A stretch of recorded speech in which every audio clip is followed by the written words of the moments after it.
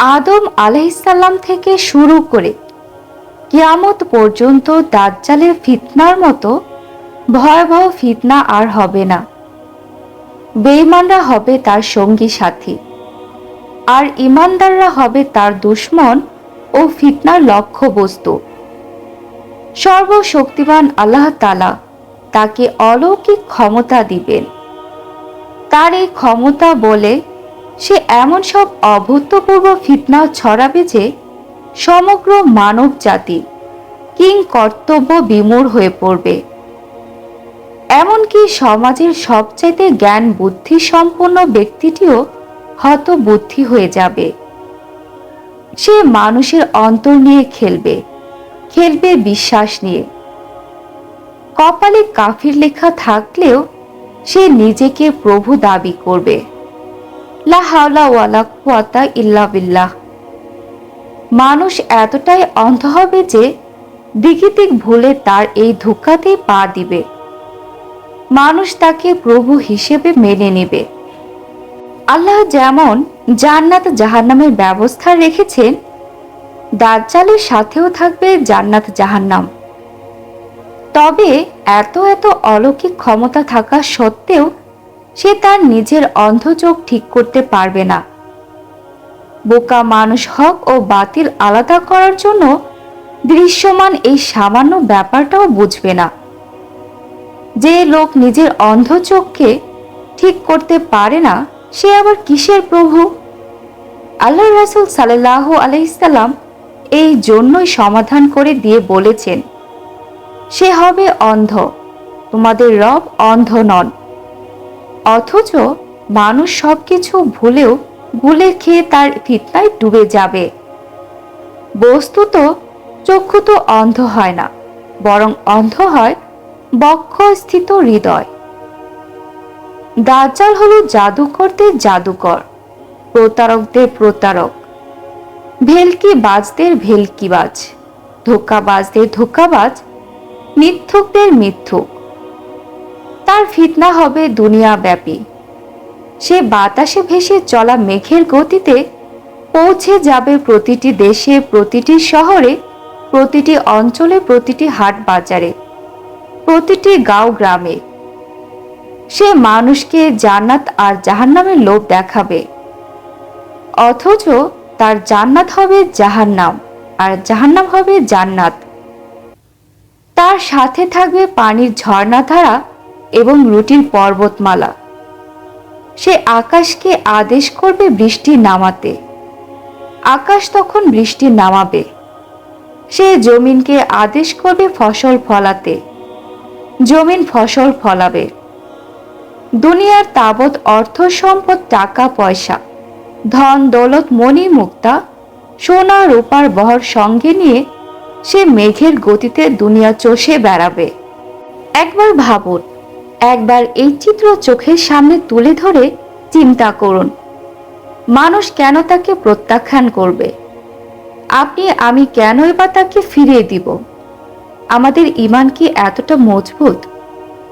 আমরা সামান্য দুনিয়ার মোহ ও লোভে পড়ে 5 ওয়াক্ত সলাত ঠিকমতো আদায় করতে পারি না। সলাতকে বলি কাজ আছে, আর কাজকে বলি না যে সলাত আছে।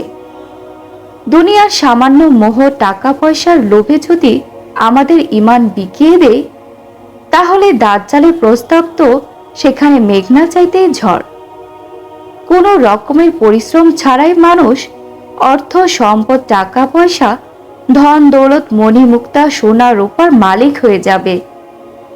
দাজ্জালের অনুসারীরা দুনিয়াতে জান্নাতের আনন্দ উপভোগ করতে থাকবে।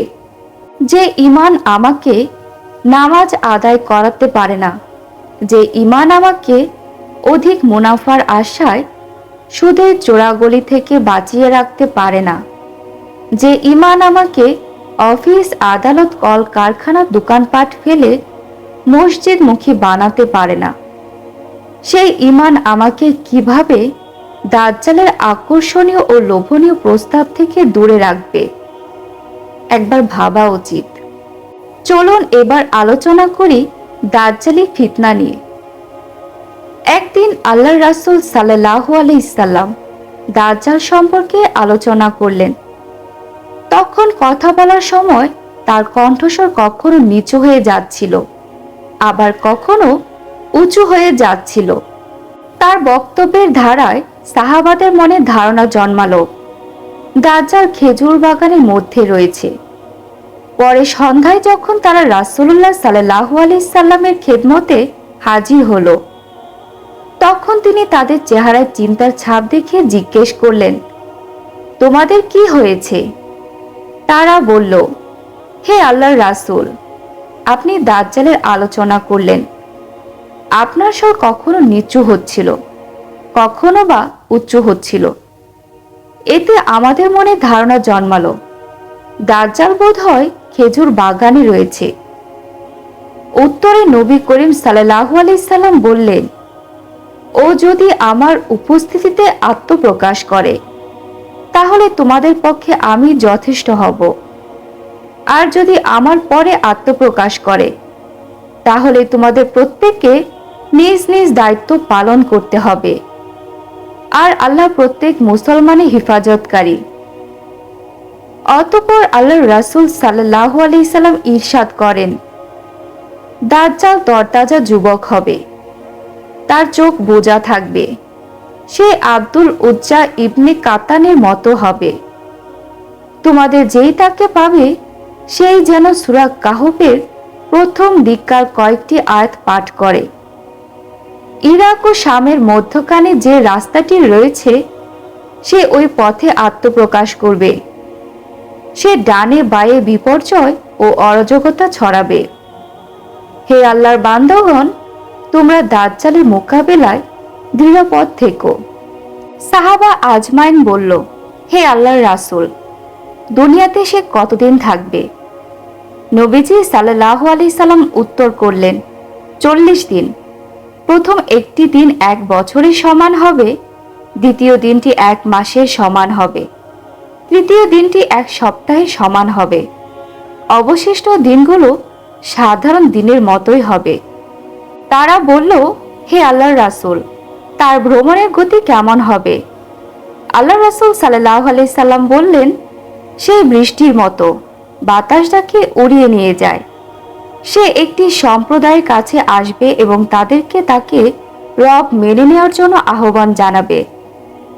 তারা তার উপর বিশ্বাস স্থাপন করবে এবং সে যা যা বলবে সব মেনে নিবে। ফলে দাজ্জাল তাদের প্রতি সন্তুষ্ট হয়ে আকাশকে আদেশ করবে, ফলে আকাশ থেকে বৃষ্টি হবে। সে মাটিকে আদেশ করবে, ফলে মাটি ফসল উৎপাদন করে দিবে। সন্ধ্যার সময় যখন তাদের পশুপাল ফিরে আসবে তখন পেট ভরে যাওয়ার কারণে তাদের চোটগুলো উত্থিত থাকবে এবং স্তন দুধে পরিপূর্ণ হবে। তাদের পাগুলো বেশি খাওয়ার ফলে ছড়ানো থাকবে। তারপর দাজ্জাল অপর একটি সম্প্রদায়ের কাছে যাবে এবং তাদেরকে তাকে রব মেনে নেওয়ার জন্য আহ্বান জানাবে, কিন্তু তারা তার আমন্ত্রণ প্রত্যাখ্যান করবে।